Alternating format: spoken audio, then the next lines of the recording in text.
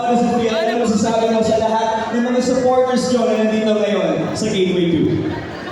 Of course, sobrang thankful kami.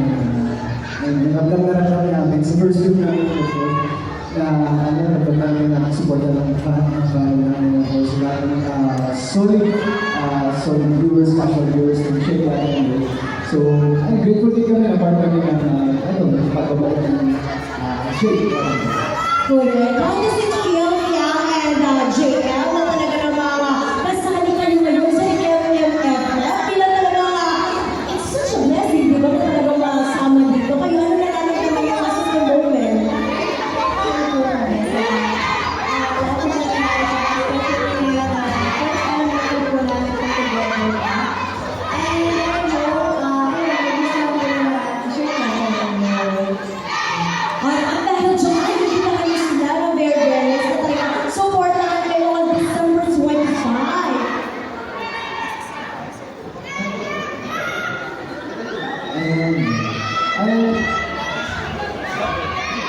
Ayun, bro, sabay-sabay po natin ang mga nagkaroon actually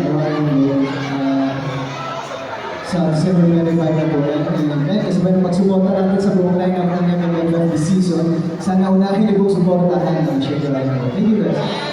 At saka ang sabi ng fans ng Fiang and JM, gagawin daw nilang number 1!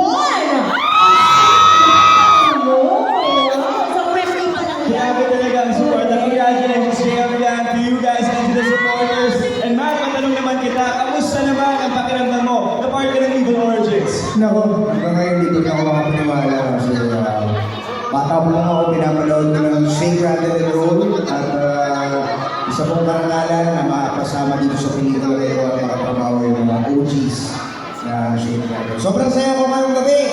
Correct na